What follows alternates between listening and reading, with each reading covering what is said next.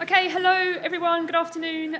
For those of you who don't know, I am Helen Miller, I'm Director of the IFS. Thank you all so much for joining us today, to those of you in London and those of you watching us online. It is always lovely to publish new work and to have it out in the open after the hard work behind the scenes, but I'm particularly delighted about the publication we've put out today because the fiscal framework is so important for all of our lives. Many of you will have heard me and others at the IFS complain over the years about the state of the fiscal policy debate in the UK, in not just in recent years, but actually for quite a long time now. There are things to like about the current fiscal framework, but we've said before that it's not working as well as we think it needs to be. But rather than just complain, we've actually done something about it and put down a specific idea about how we could do things differently. So we're going to show you that today.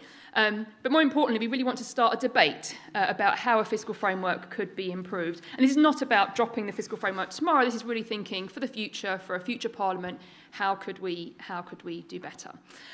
That's all I'm going to say for this morning, because I've got the nice job of just being an observer for most of today, because I'm delighted that Gus O'Donnell has agreed to chair this event. Gus, as many of you all know, was formerly a permanent secretary and a cabinet secretary at the Treasury, so he's perfectly well placed to help kick the tyres on our idea. He's also president of the Council of the IFS. So thank you, Gus, in advance. Thank you to all of you. I'm looking forward to hearing your contributions to the debate.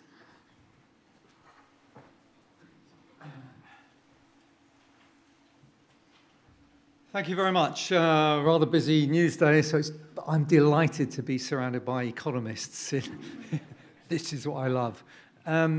So first of all, just to say, I think this is a really, really important piece of work by the IFS, and as Helen said, this is the start of a debate, we hope, which will be fruitful and lead to better economic policy. Just to give you my background in this, during my time at Treasury, we started the whole process of fiscal rules. As many of you will remember, we were into setting up, as I always carefully say, an independent monetary policy committee. I don't refer to an independent Bank of England, independent monetary policy committee within the Bank of England.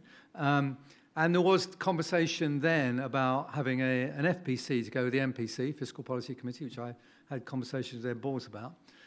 In the end, we went with fiscal rules, and it was interesting because you have to remember the situation that Labour gets when it's come in. It's been a long period of Conservative rule. Labour's come in. The markets are fearful that Labour is just going to splurge and borrow lots and spend lots and not tax. And so the slogan which they had was prudence for a purpose. And that was absolutely really crucial. So it was, we need to establish with the markets that we can be prudent in order for us to then be able to increase spending on things like the health service, which ended up the Wanless report, 4E and all that sort of stuff, to show that we are not being profligate. So how do we establish prudence? Well, let's look at what other countries do. The Treasury, being a brilliant institution, had lots of people from around the world who were telling us about different things that they were doing.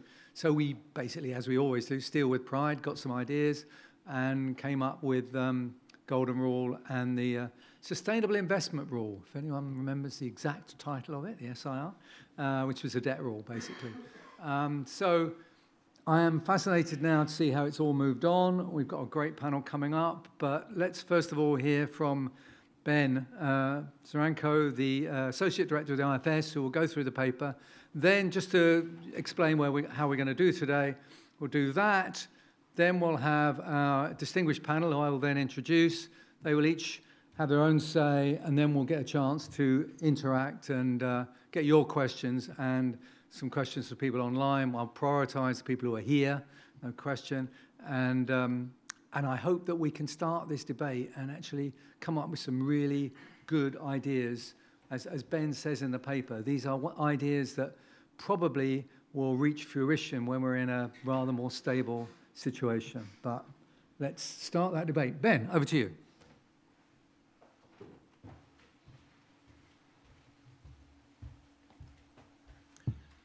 Thank you, Gus. Thank you, everyone, for coming today and watching online. It's really heartening to see such interest in this debate on a topic that is my favourite topic, the UK fiscal framework. This is an area where my thinking's benefited enormously from many conversations with my colleagues at the IFS over the years, past and present, from conversations with lots of people who work in and around this space. And it's also been made possible by funding from the Joseph Rowntree Foundation and the ESRC, without whom this wouldn't have been possible. And so I want to thank all those individuals and organizations, but flag that all the mistakes are very much mine. So I think it's useful to start by stressing a couple of things. The first is just that this is hard. Fiscal policy is difficult. It's an area filled with intractable, unavoidable trade-offs between the short term and the long term, the economics and the politics.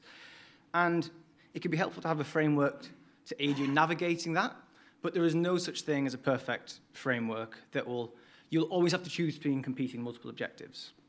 And similarly, there is no perfect number which is going to tell you if you're running sensible or sustainable fiscal policy that will boil all of it down to a yes-no answer. In light of that, and in light of those difficulties, I actually think the UK framework does an okay job. It has desirable features. It's been thoughtfully and carefully designed. It has features I would retain in any world. But maybe it doesn't come as a surprise. I know the title of the event was a little bit open, but maybe not too much of a shock. I don't think it's delivering particularly well. I don't think that it's working as well as it should. I don't think it's delivering good outcomes. And I think that both the design of the framework, but just as importantly, how it's come to be operationalized and the norms around it have put us in a bad equilibrium. So what I'm going to do today is lay out what I think those problems are, and then stick my neck out and provide a constructive suggestion of what we could do instead, to then open up the debate for the panel. So part one. I assume the fact you're here means you're probably more familiar than most with some of this, but I'm going to run through the key features of the framework to set up the debate. So I think we've got a really useful division of responsibilities, where the Treasury sets policy and sets out the fiscal rules, and then we have an independent OBR producing forecasts and assessing whether those rules are being met under the central point of those forecasts.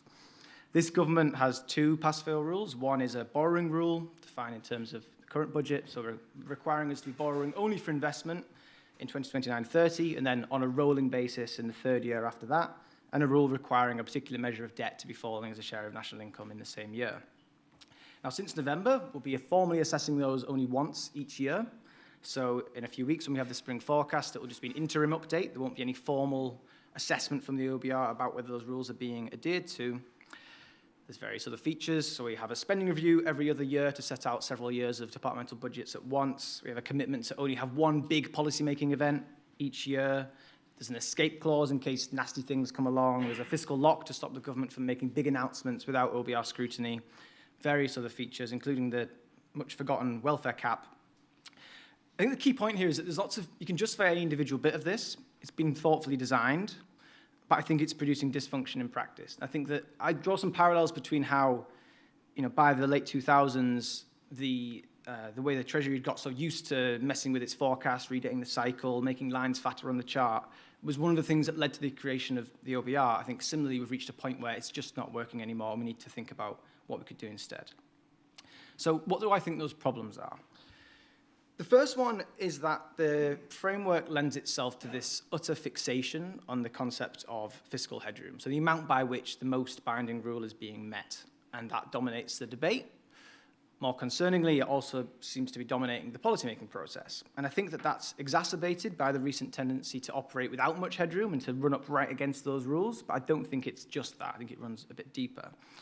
Now, just to put that, because it isn't just words, and show you some nice pictures as well. This is a chart you may well have seen before.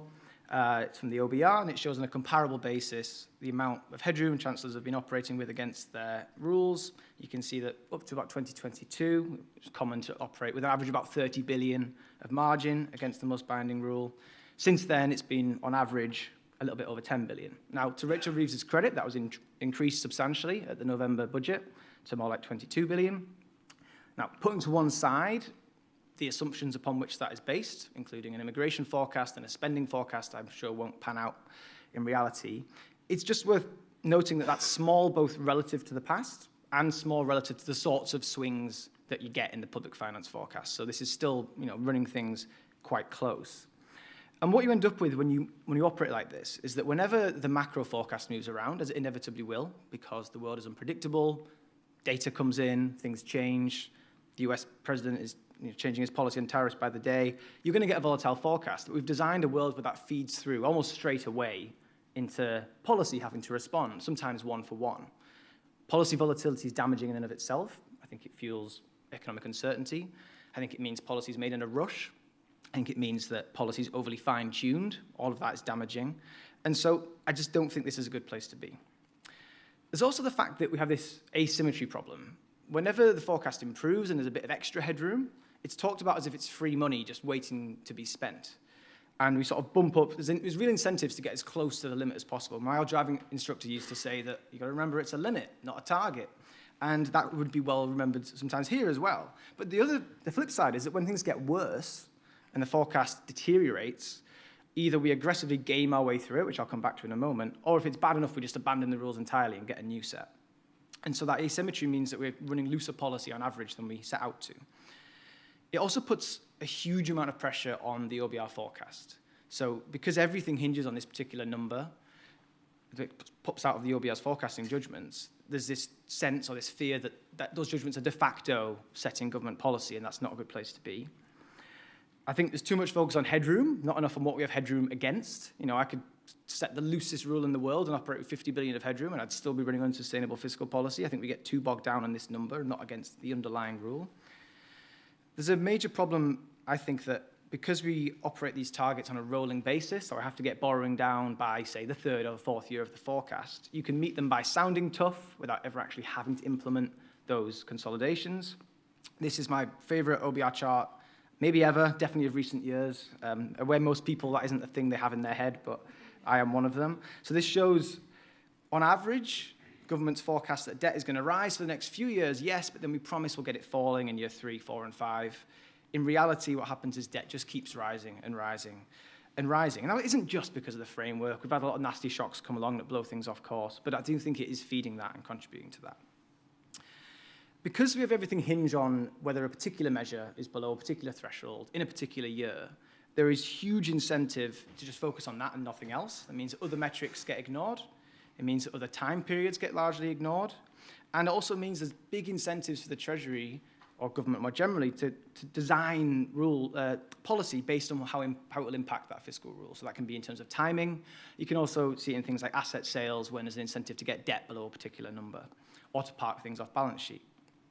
So I could go on, but I think the key point is we're not getting the conditions for high-quality functional policy making. I think we've got a poor debate around all of this, which matters.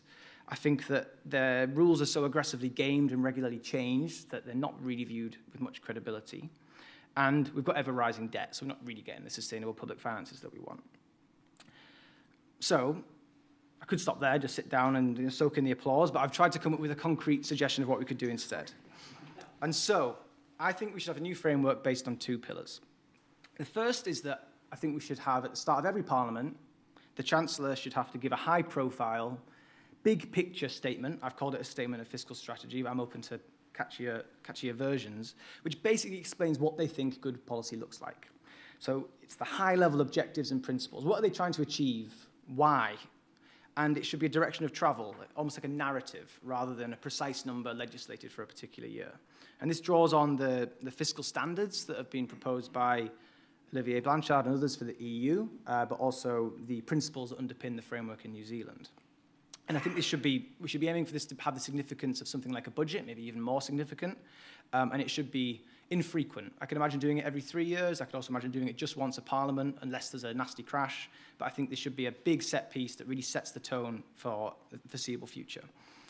And then alongside that, we should be monitoring the government, how they're doing against those objectives and principles, using what I call fiscal traffic lights. So alongside that big speech, you'd set out as a government a set of economic indicators or fiscal indicators against which you want to be judged, against which you want to be monitored, and which are consistent with that strategy of yours. And I think you should be doing it alongside. You could imagine that some should always feature. So you probably always want to be monitoring borrowing, debt interest. But others could depend on the circumstances, on the macro context, or on the priorities of the government of the day. So this would be flexible enough to handle a government that really wants to shrink the size of the state, for example, and wants to have spending relative to GDP as some sort of indicator. Or the Reform Party are saying they want to tackle public sector pension liabilities. You can imagine putting that in directly as well. That doesn't count on public sector debt. Or if you think really we need to be prioritising investment, you can imagine actually having investment as an indicator. Whatever it is you want to be judged against, this should be able to handle that. But as I say, I think there could be scope for having the Treasury Select Committee set some core indicators.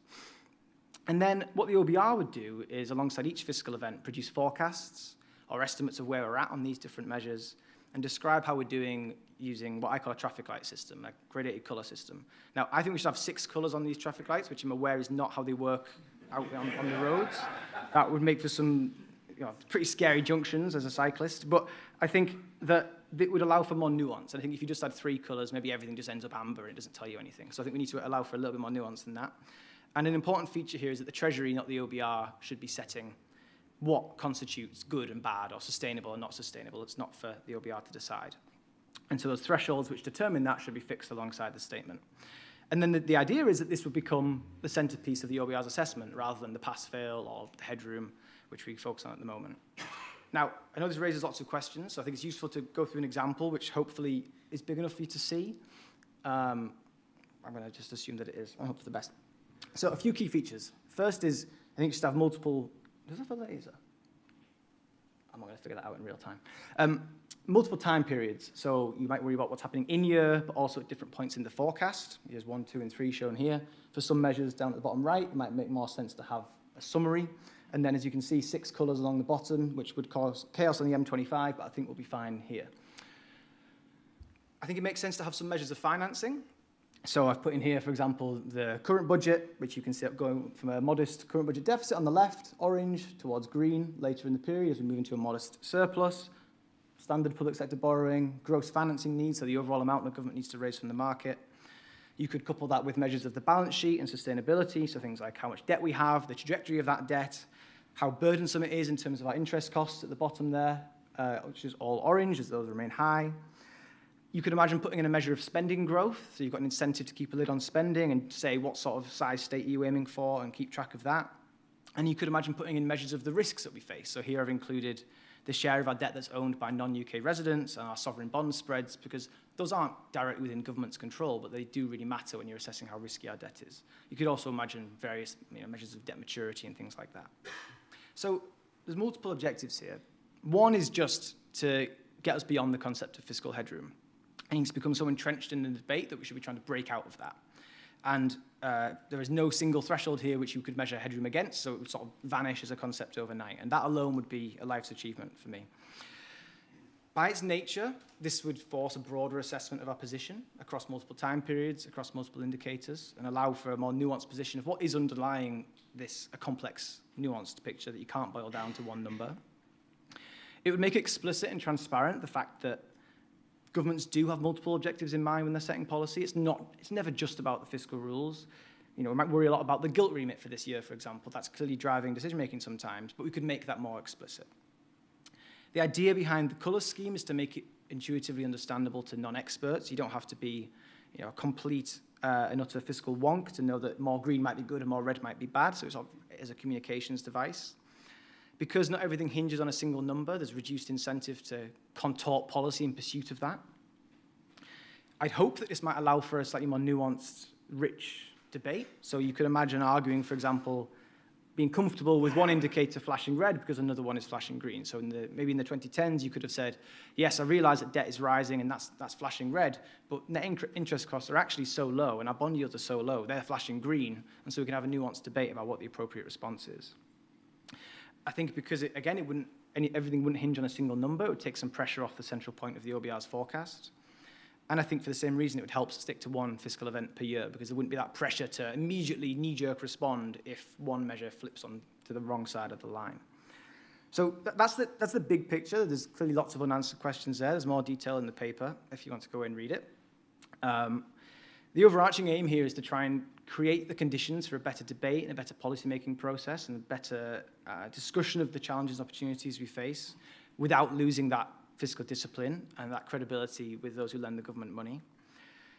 The caveat to all of this is I don't think we should do it overnight. I don't think this is the right moment for dropping the fiscal rules. I think there's a good case for seeing through the rest of this Parliament, delivering on the consolidation that's currently penciled in before then considering it. From a position of strength, I could imagine making this reform. In the meantime, perhaps we could run this in parallel with the existing rules, and indeed I think we're going to start producing them at the IFS to sort of try and help contribute to the debate in that respect. So I'm aware that there are very reasonable objections to this. There are always going to be downsides there is no such thing as a perfect framework. There are weaknesses. I'm not going to try and go through all of those today. I try and deal with a lot of them in the paper. I've invited some of the panelists today because I know they're going to raise some of them. There was one I just wanted to sort of deal with head on, which I think is for me, then the one I'm worried about most. So this is the argument that if you don't have a hard numerical limit, you're just going to provide less of a guard against what's often called deficit bias, but politicians' innate proclivity towards extra borrowing, or borrowing more than perhaps is socially optimal. It's a reasonable concern. I have a couple of things to say in response. The first is that the intention here is very much still to constrain policy and to maintain that discipline and to try and counteract some of that. I think that including the in-year borrowing numbers and, for example, in-year gilt issuance makes that harder to ignore. At the moment, as long as borrowing is in the right place in 3 or 4 years' time, for the fiscal rules, it actually doesn't matter what you do in the short term. The November budget was arguably an example of that, where we borrowed more this year, next year, and the year after. But then we got borrowing down in year 3, so the fiscal rules headroom was increased. I could imagine if you're the Treasury and you're trying to predict exactly where the OBR is going to land on one measure, you feel confident you can guess where that is and push right up against it. If you're trying to predict 5 or 6 measures, maybe you want to be a bit more prudent to make sure you're safe across multiple indicators. I think it might lessen this, I call it the magnet effect, also I call it the driving instructor effect or something, where you basically, the limit becomes a target. I think because there's less incentive here to borrow right up to the limit. The Treasury managed to control spending before we had numerical fiscal rules, indeed, especially so in that period immediately before they were introduced in 1997. And if you maintain the spending review process and you conclude those outside of fiscal events, and if you put a measure of spending growth in as a direct indicator, I think that helps to counteract some of those concerns. The bond market's still there eventually as the ultimate constraint in the extreme. Now, we don't want to be using gilt crises as a means of setting day-to-day policy or the threat of them. But that does remain. I don't think it was the fiscal rules, for example, that reined in the Liz Truss quasi-Kwarteng budget. And ultimately, even if you don't buy any of those arguments, I still think I'd make this trade-off. I think that the potential benefits of this would be worth it for those costs, but reasonable people can disagree. Ultimately, there's no substitute for just having a strong chancellor who wants to behave well and deliver good policy. The framework can only achieve so much, and I don't think we should be expecting that it will achieve everything that we'd like. So, final things to conclude. I sound like I'm repeating myself, but I really think it's important. No framework is going to be perfect. No reform is going to be without downsides. And the question is whether we think those are trade-offs worth making. And my explicit argument is that, yes, they are. It's within the government's power to change what people focus on and to move where the spotlight is. So just as an example of that, when the fiscal rules change, people immediately forget the old ones. We stop calculating headroom against PSND, excluding the Bank of England, and immediately moved to PSNUFL overnight because Richard Reeve said that was what was going to start guiding things. The government can just change the debate. And I think if it stops caring about headroom, other people would too. And again, this is not an argument for overnight reform, but hopefully start a debate, provide something resembling a credible alternative for the medium term, thinking about when we're perhaps in a stronger fiscal position. So thank you very much, and I'm very looking forward to getting skewered by the panel.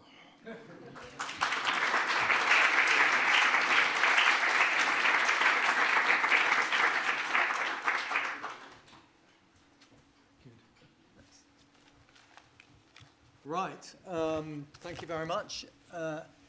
My only comment on all that was some of you may know that Gus is short for Augustine, and you saw that chart about debt, and it just reminded me, Lord, give me lower debt, but not yet, if I can paraphrase St. Augustine. Now, the panel will get stuck in. First of all, we're going to have Victoria Clarke, who's Chief Economist at Santander, give us hopefully the view from the financial sector and what markets might say. Then moving on to Rupert Harrison, who I remember as special advisor to George Osborne. And those of you will know I've got special advisors in the good, the bad and the ugly, and Rupert's definitely in the good, which is a relatively small group, I have to say. But we look forward to his combination of public and private sector experience.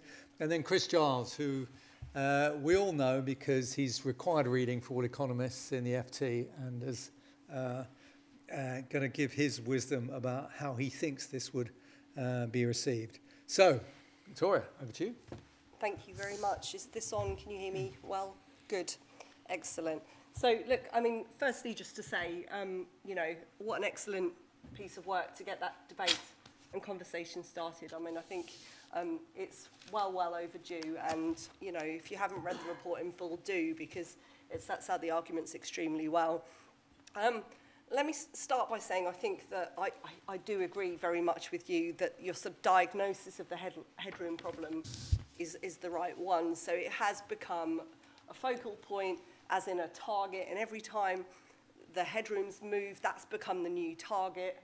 And you know, we've got into this rather sort of silly game of working out how much we can beat, you know, the existing target over time, and that's been, you know, unhelpful for the real economy, but certainly on the market side. I mean, it's been an overwhelming distraction actually from broader conversations. And look, you know, I'm talking to kind of gilt investors, some in the UK, some more globally, and for many, you know, the headroom is all and everything, and you know, without the understanding of what it is, what it tells us about debt sustainability or anything else. So yeah, on that core dysfunction, I definitely agree.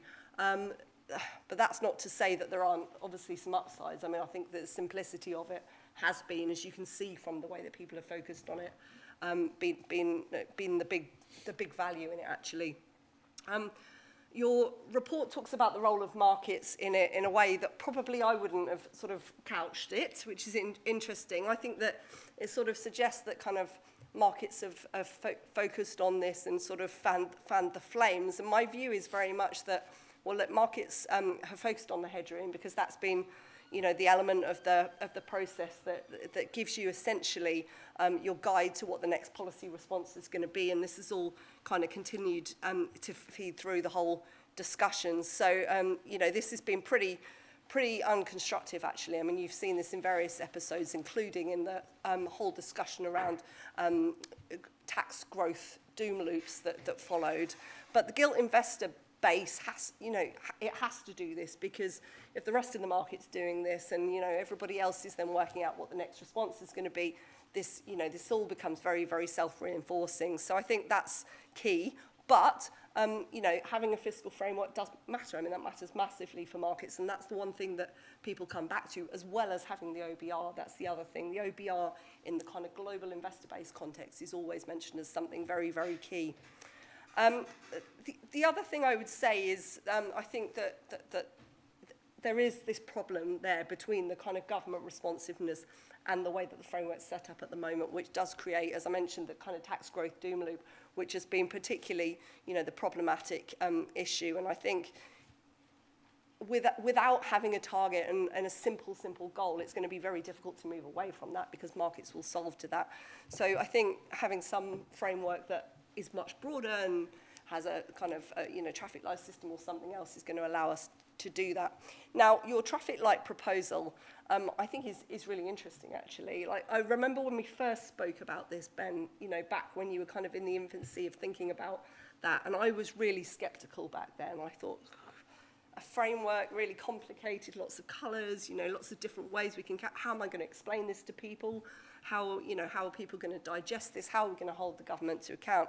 And the more I've thought about it, and having digested the report, I come away seeing probably slightly more upsides than downsides, actually. And having sort of tested the view in the kind of market today, that's been very much there as well. Quite a mixed assessment of how this could land. But, you know, the design's going to be obviously critical to how that goes down.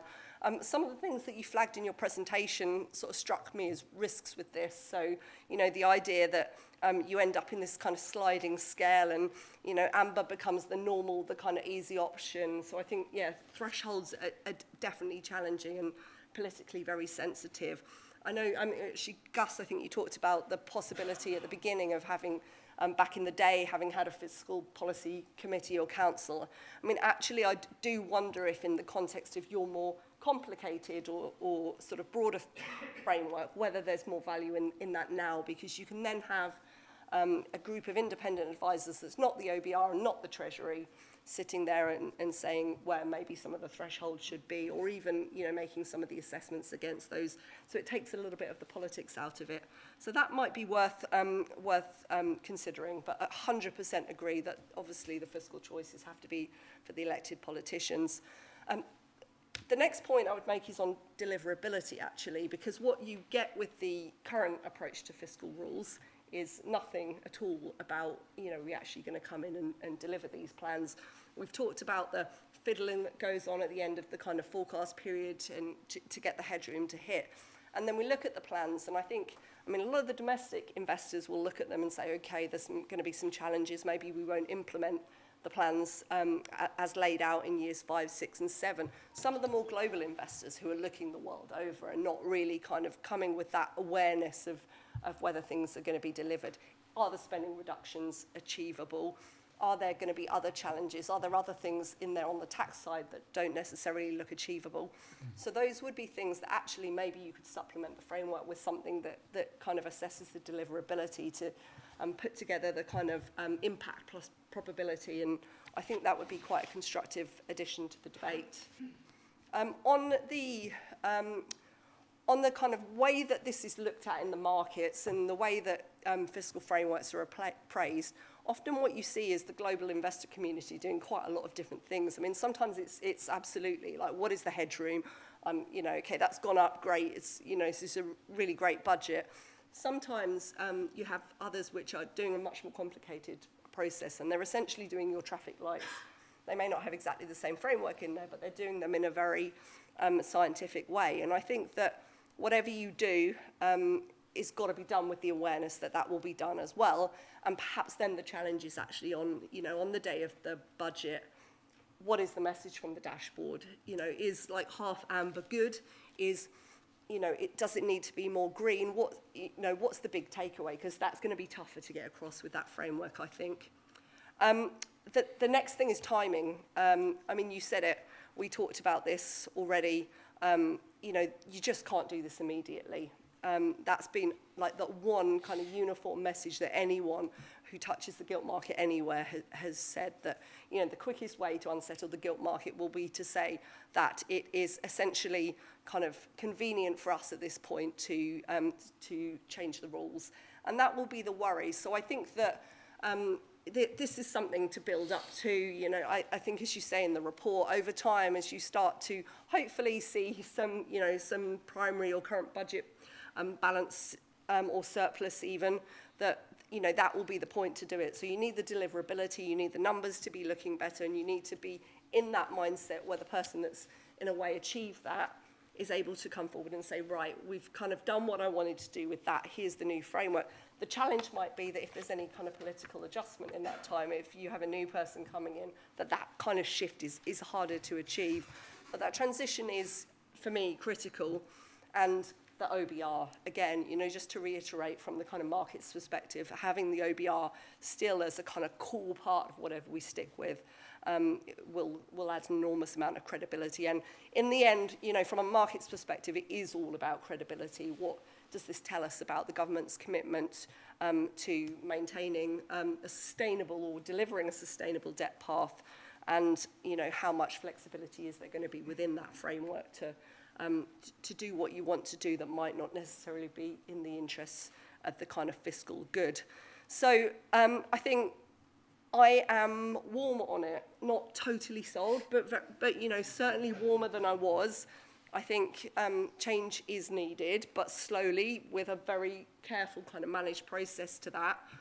Questions about, the market's going to come out and ask, how will the framework be operating in practice? So getting the kind of nitty-gritty, getting a test case out there, I think is a great thing to do. What is the independent oversight going to be like in the new world? Obviously, you're not going to answer that, but that's going to be key.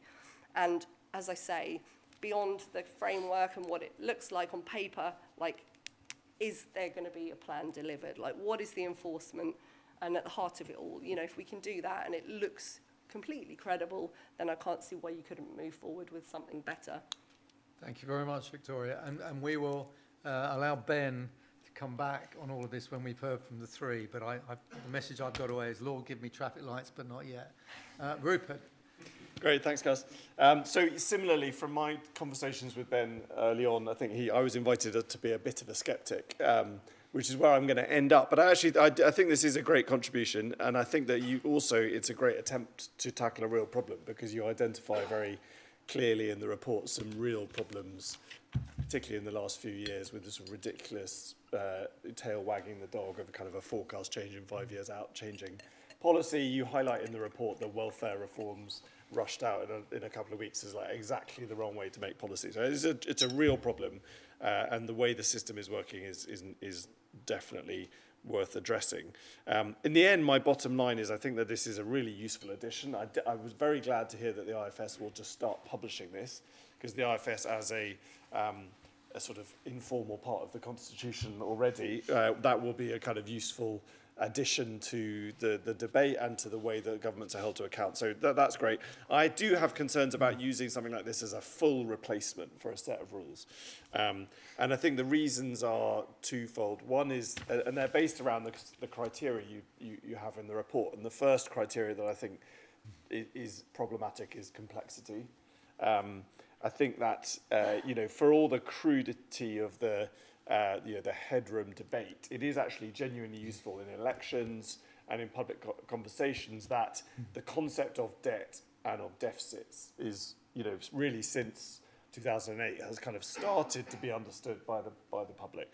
I think there's still a long way to go, but I think keeping something based around, Gus talked about the original Gordon Brown, Ed Balls, Gus O'Donnell fiscal rules, and they were focused on debt and deficits, and that kind of pairing of those two concepts, which are understood by at least a significant proportion of the public, I think is a really good place to start, and their complexity would lose some of that simplicity.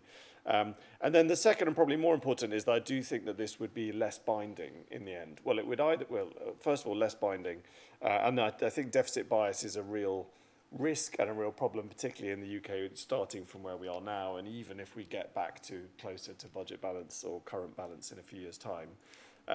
Imagine the current situation. I know you're saying we shouldn't change now, but let's say that this had been introduced a few years ago, and we are now in a situation with a weak government facing demands for new defence spending, massive pressures on special educational needs, a set of departmental expenditure limits into 28 and 29 that don't look very realistic. The external and internal pressure on the Chancellor to say, look, come on, 6 billion for the send pressures is only going to move one of these from kind of light yellow to slightly darker orange. It means that both internally in terms of the Chancellor's ability to resist that pressure, and then externally in terms of explaining why tough decisions need to be made instead, I think it is definitely reduced. And for me, that is, in that trade-off you're talking about what, what's wrong with the current system, losing that binding constraint, I think, is the bigger concern. And as we discussed, I think the issue is either it doesn't bind, or some part of it in the end just becomes another binding number, because in the end the Chancellor or the external commentators zero in on one of these traffic lights as being like, okay, thus far but no further, and then you end up de facto in exactly the same situation, and all the pressure is on the headroom against some new measure, and it might not be the right measure. So either it's not binding, or you just recreate the existing situation, in which case you've lost the benefits. Just before, I can't just be negative, I need to propose something. Just finally, before that, I think you do rightly say that in the end the markets are the sort of ultimate constraint, but I think it's really, really important to internalise that if you get to a position where market reactions are the constraint on fiscal policy, you're already in a really, really bad place, right? You should aim to be some distance away from that, because markets change regime very quickly, right? So think about 2022.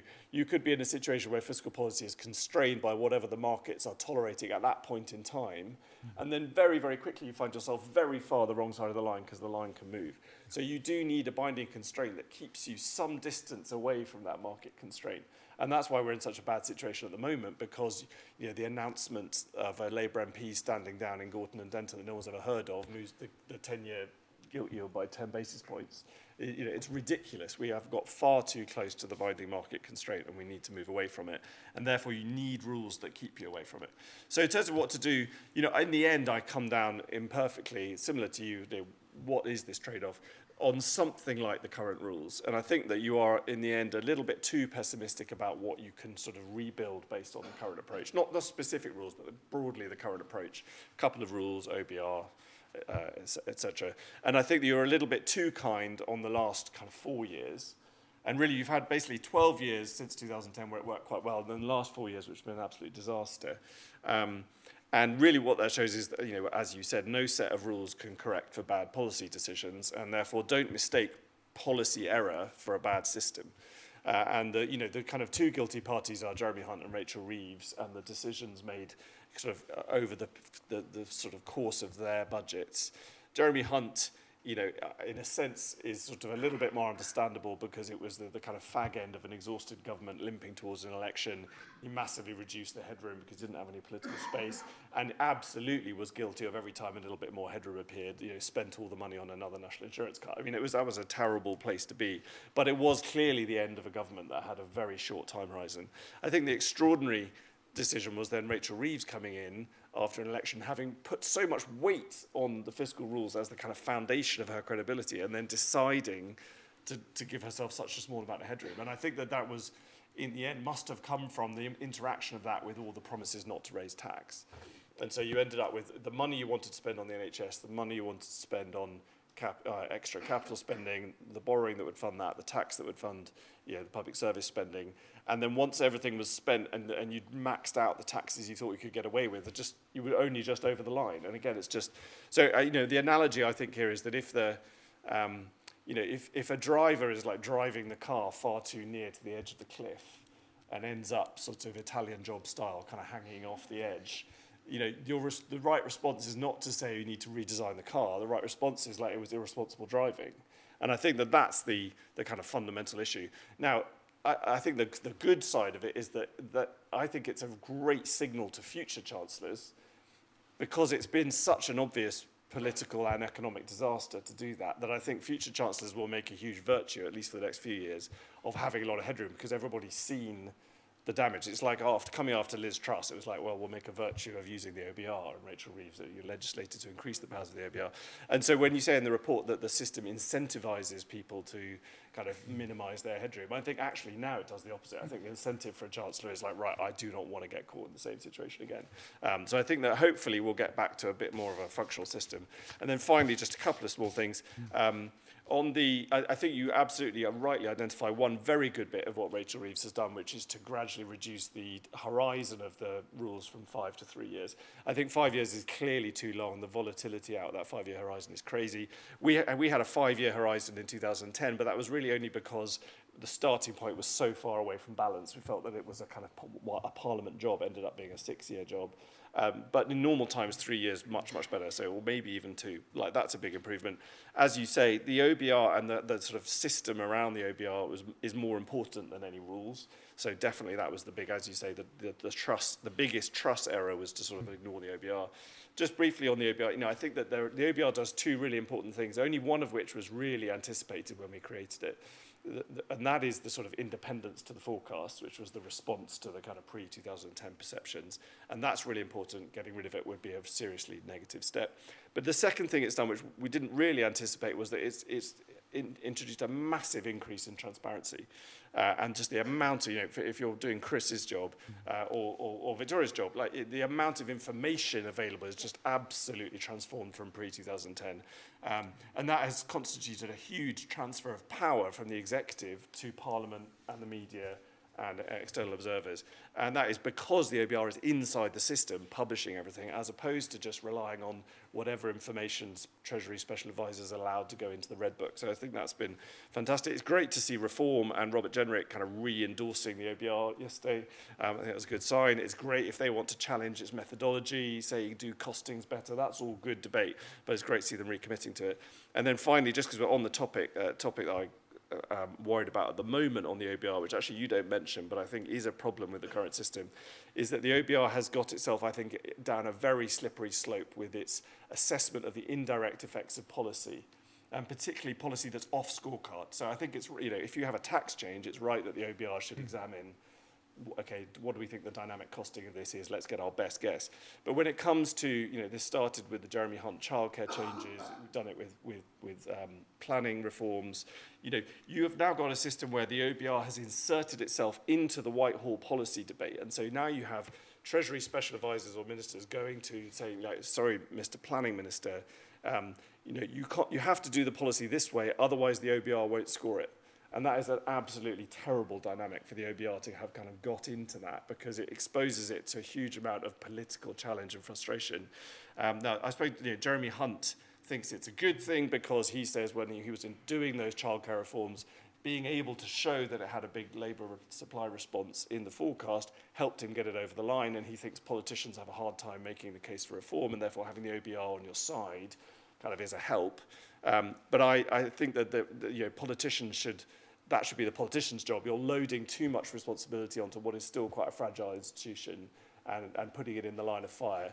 They introduced at the most recent budget a sort of de minimis, so they now say they won't assess indirect effects unless they are more than 0.1% of GDP over a parliament. I think that's about 10 times too small. I would have about 1% of GDP. So that, yes, if you get a huge shock like Brexit, fair and square, yeah, you need to assess what that does to your growth forecast. But otherwise, for policy reforms, for the politicians, it should be show, not tell. Like, make the case, do it, and then show that it has an impact. Otherwise, I think the OBR is getting itself into very dangerous territory. Final point. Thank you very much, Rupert. Chris, it's you. Thank you very much, Gus. And I'm not going to really comment on some of the things that Rupert and Victoria and some of the things Ben have said, because we're having a really great nuanced debate here, and I don't want to repeat what they have to say. I agree with lots of things that have been said. Just to do a sort of journalistic simplifying job, if we want to say what is the situation of the UK public finances right now in 3 sentences, I think we can do it quite easily. They are unsustainable at the moment. The plan for the next 5 years is to bring them into a sustainable element so long as the plans are achieved, and they are unsustainable in the long term. We know that should be the start of any debate about where the public finances are. Now, in terms of the traffic lights and also the statement of fiscal strategy, which no one apart from Ben has mentioned so far, and I think I really have to say I'm sceptical about the statement for fiscal strategy. You said, Ben, that you think it should be a big thing and the chancellors should make it a big thing. Chancellors unfortunately don't decide that. The rest of society decides that, and the press decides it. And I can't for the life of me easily see how this becomes a big thing unless it becomes a policy statement where things are announced. Just for a chancellor to stand up in the House of Commons or in number 10 and say, we are going to do good things to the public finances, because they're not going to say anything else. Let's face it, they're not going to say we're going to do bad things and be irresponsible. So it'll be some form of look at how responsible we are. I don't think is news. It doesn't, for me, pass the so what test, which is the ultimate test of any news story. But I don't think that means that the framework you're putting out is bad. And the great thing, we're economists, and we often like to think we're doing everything new and first. But in the traffic light system, we're not. Ofsted, go and look at Ofsted. Ofsted, on the 2nd of December 2025, has introduced a new framework, which is a traffic light framework. Instead of the old, seen as far too simplistic, one-word summary of a school, except outstanding, good, requires improvement, or inadequate, we're going to have 7 criteria for primary school, which would be personal development and well-being, achievement, attendance and behaviour, curriculum and teaching, early years, inclusion and leadership of governance. And for each of those 7 criteria, there will be a traffic light system of 5, not 6 colours, ranging from blue, then 2 greens, then orange and then red, which account for exceptional, strong, expected, needs attention and urgent improvement. So the great thing is that schools are actually rather similar to the public finances.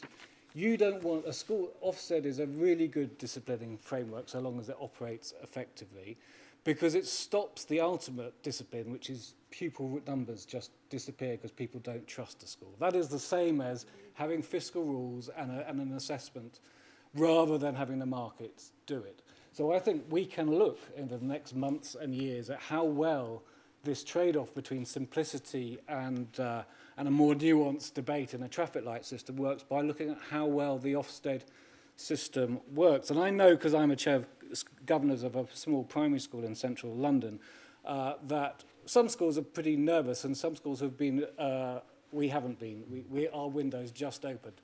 But some schools who have been assessed under the new framework have found it really quite difficult, because you have to have arguments with your inspectors over many more areas, and it's particularly how you grade. what is the exact thing that puts you into one colour code rather than the other colour code? So the differentiation, and in Ofsted it's called secure fit, which we don't want to go into here. But that's how they are doing it, and then you have a lot of different inspectors will do this differently, and it is a complicated and a nuanced trade-off, which I think is good to look at, because particularly in the public sphere, if this turns out to be seen as a useful, good, parents can understand it, it helps schools improve, it helps continuous improvement, then I think that gives you a stronger argument for the traffic lights approach to the public finances. I'm generally in favour, so I think it would generally be an improvement over the current system of the focus on headroom in billions of pounds terms, which obviously isn't the same when you're looking at 2010 and 2025. On the timing, I agree with you. You couldn't do it now for all the reasons that other people have explained, and especially because we are on the cusp of being disciplined by the financial markets rather than by the fiscal rules and the OBR, and we are not in a great place at the moment, and that is a dangerous place for us as a country to be. Could the next government do it? I would say probably yes if it was a reform government, yes if it was a Conservative government, yes if it was some sort of coalition. I think probably no if it was a Labour government. I think it's more difficult for incumbents to then change their strategy, because I think it will look like backsliding, particularly because there is always a suspicion on Labour governments that they are desperate to try and loosen fiscal policy in some way. That brings the question, if you can't do it now, but it's a really good thing to think about and have a look at way it's working in education, what can you do to improve the debate in the interim? And what can you do in particular to lessen the focus on a single pounds billion number of headroom? And I was just wondering, when did the single pounds billion number of headroom come about? So I went back and went through OBR documents to see when the OBR started to use it, because I think it was them, actually. I think they are the guilty party here, actually. And I think the moment was December 2013, where it was mentioned 3 times in the Economic and Fiscal Outlook, and it wasn't previously in the EFOs before that. So I do think, so I am going to wag my finger at the OBR saying I think they are responsible for, in this sense, this bad debate and the bad equilibrium we are in, because they used it as a shorthand for how to describe the assessment against the fiscal rules. It certainly wasn't part of the Budget Responsibility National Audit Act 2011, which actually specifically says you should do a probabilistic assessment rather than a pass-fail assessment, and that's written into the legislation. So I think the OBR has some responsibility, not the current OBR or not the recent OBR, but the one earlier in the 2010s. But then I think we have to wag the finger at all the rest of us in this room as well, because the OBR might have started it, but we all loved it, didn't we? I mean, let's face it, I'm going to wag the finger at the IFS here. 278 times you've mentioned headroom on your website. Not saying this is a dangerous measure, that we shouldn't be using it. 278 was my Google count today. I will wag the finger at myself. I've done a huge number of stories when I was economics editor about headroom, and because it's an easy thing to do, I think it's a very, very bad way of describing the fiscal policy of the country, and the media loved it. And so what can you do to get round this bad equilibrium? Well, I mean, the IMF in its Article 4 last year came up with a solution. It said that the OBR should describe headroom differently, it should report it as a range, and it should give more prominence to other measures.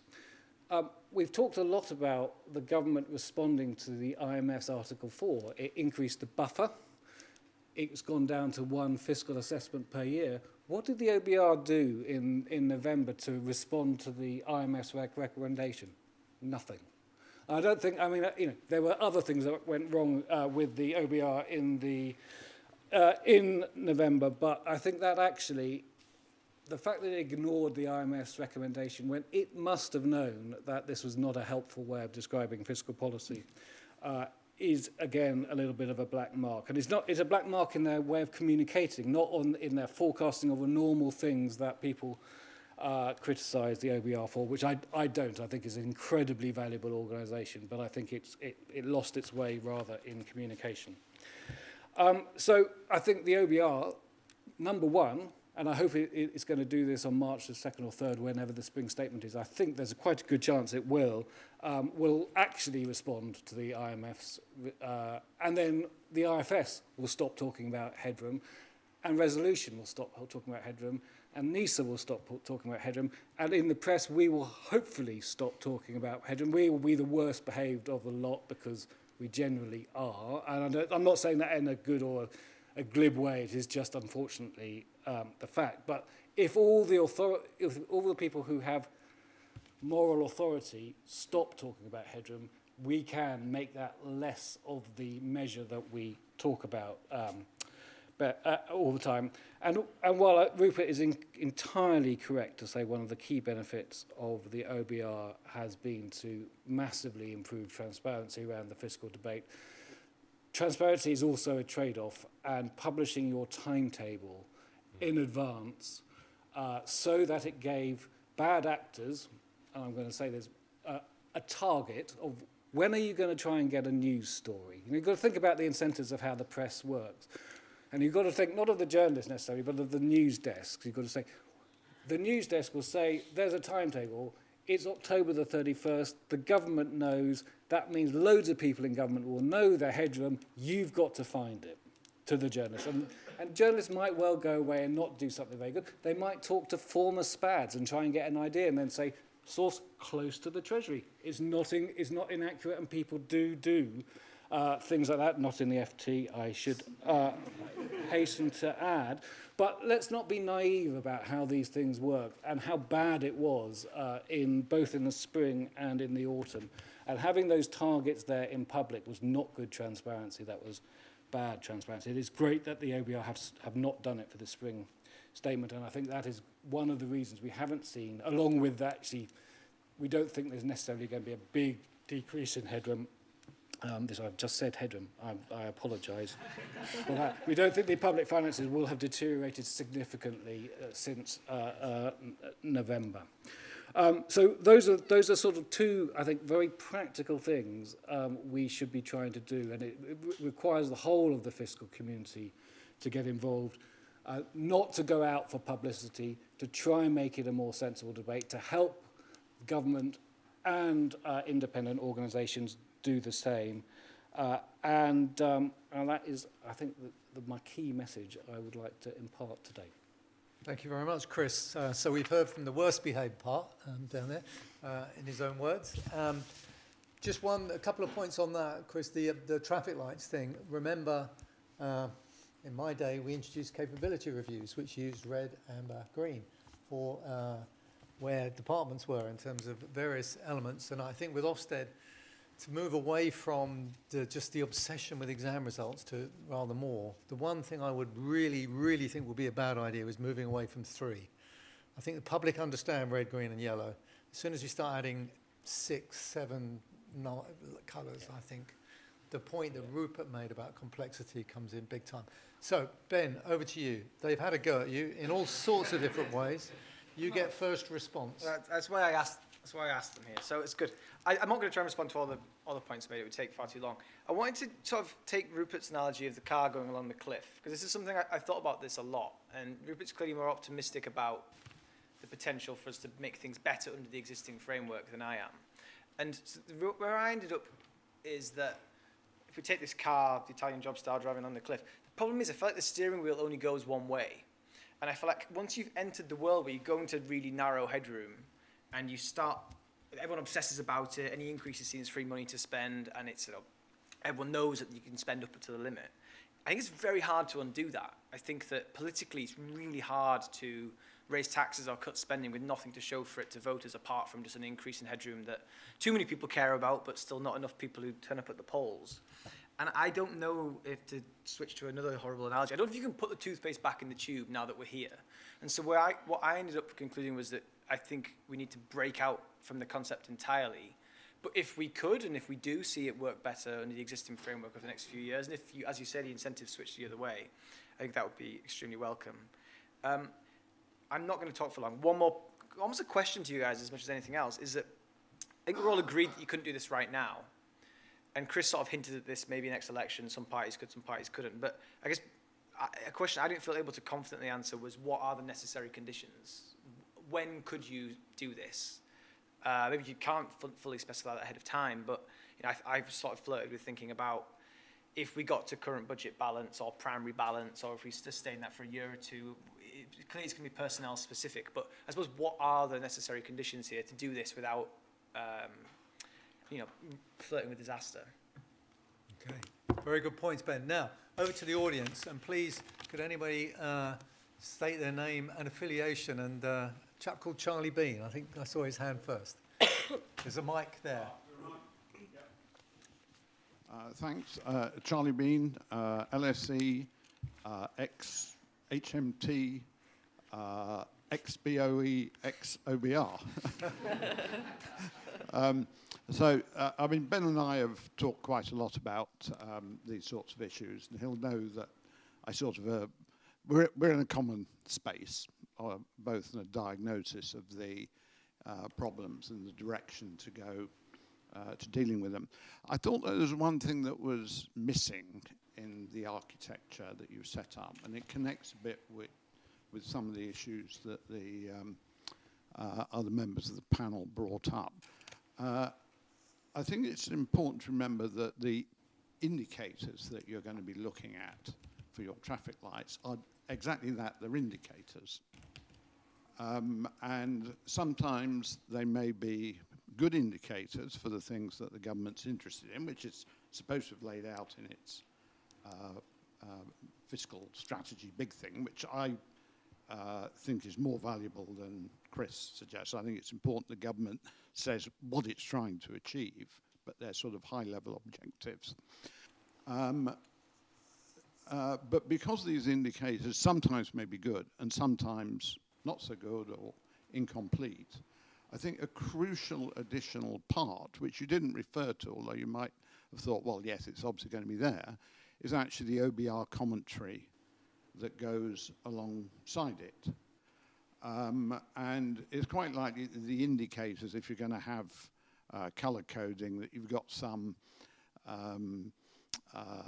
sort of fairly rigid classification for why they're going in one color rather than another. But sometimes that classification may be relevant, sometimes it may not be. And particularly if you're thinking about what are the risks that the government may have to make a large fiscal adjustment quickly. So in other words, the markets force that on you. There's a run on government bonds. They're tail events. And actually you want the OBR to be making an assessment of those risks, the likelihood of them crystallizing. And the indicators that you're looking at, although you had a couple related to risk, they're never going to really tell the story. So I think it's crucial that alongside these indicators, you empower the OBR to take a more holistic view, which is informed by those indicators, but where the fiscal plans are consistent with whatever objective the government has said it's seeking to achieve. And they will be probabilistic. And in defense of the OBR, I would say that they produce probabilistic output. And it was one of the things that I made sure the OBR developed further when I was there. And the man sitting on my right was responsible for producing what internally is known as the galaxy chart. I don't know what outsiders refer to it as. But you guys, Chris, never talk about probabilities. You always focus on the central projection, which, particularly for sustainability, is not an interesting thing. So I really think that commentary alongside it is a central ingredient. And although you can say, well, the IFS could do that, I think coming from an official body gives it more weight. Thank you, Charlie. Could I just say, for the purpose of enlightenment for the rest of the audience, Charlie was my boss and therefore gets an exemption. Everybody else, I want rather shorter questions. Ben. I was entirely and absolutely envisaging that the OBR would continue to produce its EFO alongside the budget, right? And I think that commentary and that sort of other discussion is important. Now, a few people I spoke to for this said, what we need is the OBR to basically provide a qualitative assessment. We should have, Tim Learning thinks that Richard Hughes, or whoever Richard Hughes' successor is now going to be, should stand up in Parliament and say, the budget means this, the risks are this. And I don't like that. I think that it puts the OBR in a really difficult position. If you think about the political pressures on the OBR already, I think that takes it into just the stratosphere. And so I think it has to be quantitative. So it requires, and it should be the Treasury saying, here are these rigid thresholds that say what colour it is. Then along that, and the point is, rather than the galaxy chart or it might be something I'm thinking of as like a heat map thing that is published in chapter 7 of the OBR report, on about page 230. No one's going there. You can, I do, but you could put that front and center, right? We should be, if this became the thing which everyone immediately opens the book and goes to, the government can shift the focus. So you could try and do that. It's not going to involve, it's not going to cover everything. Tail risks exists. There's the other OBR reports, like my favorite one, the risk and sustainability report, which try and make that more prominent. I recognize what Chris says about you can't just wish it into being high profile. But I think that would remain. I don't think that sits in conflict with what I've got in mind here. Could I just ask Rupert, given that the OBR is your baby, as it were, is there anything you want to add to that? No, I agree. I mean, I think that the OBR commentary is fine, but I absolutely agree with your judgment there that you don't want to kind of put the OBR as judge and jury. They should be fulfilling a technocratic task as set them by Parliament. That's absolutely right. I mean, I do think that I'm interested to see what Chris thinks will replace the concept of headroom. Like, the reason that everyone focuses on headroom is because when it gets tight, it's highly relevant, and it actually affects political decisions, which is the nuts and bolts of what the media are trying to focus on. So, there is going to be a welfare reform saving $5 billion precisely because otherwise the headroom is going to be, -2 rather than +4. Like, it's only when the headroom is small that it becomes inevitably a focus, and therefore any structure will focus down on the numbers when you get to the numbers. The answer is to run it with a bigger buffer, and then you can sort of ease off it. I'm not sure what replaces it, but Chris, remember that we are counting the number of words, the H word. The number of times the H word comes up, and Rupert did get a lot in there. Yeah. So in the latest EFO, in the first bit of the executive summary, where the OBR came up with the £22 billion H word, didn't use the H word in that sentence. It used it in the following sentence. And if that was the way of downplaying the word headroom, I think it wasn't very effective. What should they have done? Again, if you go to page 200 and whatever, they have a chart of the previous years, how much on a probabilistic setting over time. It's 59.7 chance of hitting the fiscal rules, and it was 51%, and they've got a chart all the way back. That should be your headline number. So that should be front and centre, and that should be your headline number for the OBR, and the OBR should try and be the Stackelberg leader here. They've got the moral authority, so they go out and they only use that number. They do not publish a headroom number. It will be buried on a spreadsheet so people can find it. You don't want to be non-transparent about it, but you do not have to publish. The OBR in the law, has complete control over what it publishes. The law says that, or the Charter for Budget Responsibility, or the MOU, I can't remember which one of those it is, says that the OBR has complete control over how it publishes, just not the day, and how much it publishes. And if it was more disciplined about what it saw as the right way of describing uncertainties and risks and in fiscal policy, then I think that will be the best way of helping the IFS to do the same. helping all other think tanks and also helping the media to behave a little bit more responsibly. You know, this doesn't happen in other countries. There is not such a thing as headroom in other countries. It just doesn't happen. We are so weird globally. Yep. I mean, lots of other countries have weird things. In America, they have this terrible trillion number of 10-year budget plans, which are just as stupid, and no one knows what the hell they mean either. So lots of countries have their own idiosyncratic bad ways of fiscal communication. But no one else has ours, so we can get out of this mess. And it doesn't need this, but we can do that in the interim. Okay, I'm going to let the audience come in more, but we have now got an idea, which is the OBR front page. It's going to be that chart, yeah? Yes. Wait for the mic, please, yeah. I'm loud anyway.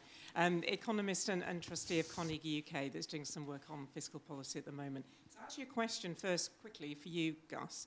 Given what you've heard, and it's back to what you were saying about whether or not you would reconsider a fiscal policy committee, particularly because of what we've just been talking about, of uncertainty with forecasts and whether or not it's useful to have that kind of external scrutiny there. And the second one is that the focus has been on central government.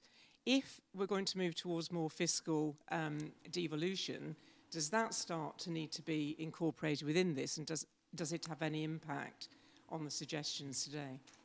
Okay, I will give you a very brief answer on the FPC. Yes, one of the reasons I wanted an FPC was, and Charlie will understand this, having been in Treasury and the Bank of England, I was the Treasury representative on the Monetary Policy Committee for a while, listening to precisely how many people they had analysing Japanese car sales, right? I wished I had a fraction of those to do some of the fiscal stuff that was, to my mind, really rather more important for domestic policy. So there is a big imbalance in resources, and all of the things you've talked about, I think, mean that we need a lot more economists working on fiscal policy and possibly steal some from the bank. So, just a couple of things. It really depends what you mean by a fiscal policy committee to me. So there's been various proposals floating around. I have a whole section of the report dedicated to this if you want to hear it put in more considered language.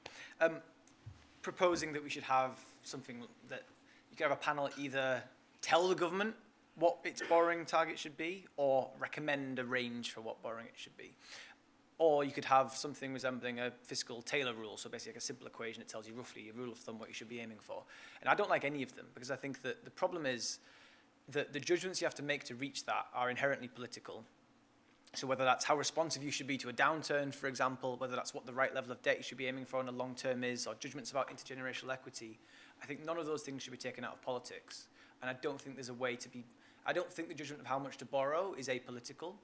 Other people do, I don't. And so I don't think we should be taking that off politicians. Even if it was only an advisory committee, I think that we might find it very difficult to deviate from, and it might just politicize membership of the committee.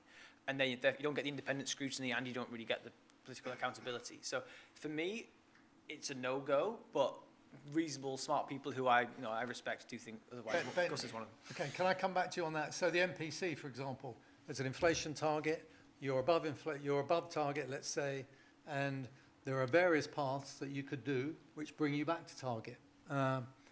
That is a highly political judgment, and the MPC does that. I think fiscal policy is more politically sensitive. I think there's not one lever, and I don't think there's one obvious goal either. So I just don't think, for me, it's worth the cost in terms of democratic accountability. And that's exactly what Ed Ball said to me when I suggested it. And there's a lot to be said for that. Victoria, do you?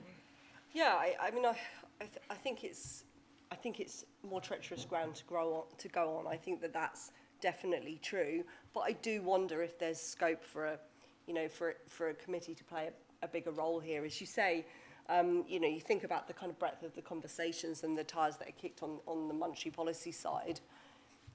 Bringing some of that sort of breadth of external expertise into the fiscal policy world has got to be constructive. And there may be different ways to do it. It may be that you're not trying to set a sort of fiscal policy Taylor rule. You might have them involved in assessing the risks and the achievement of the kind of framework that's set out there.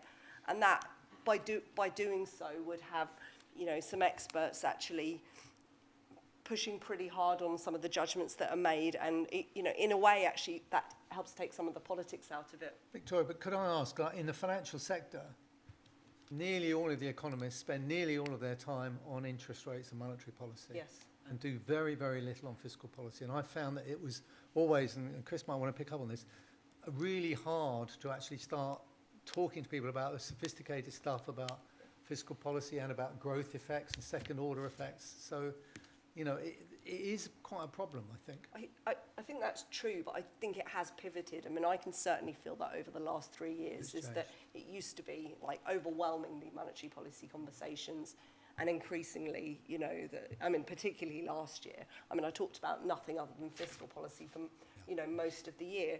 And so over the last year, people have really kind of pushed up the curve in terms of their knowledge and expertise of the kind of nitty-gritty of the sort of things that you're putting out, and their understanding of what's on page 251 of the report and all of these things.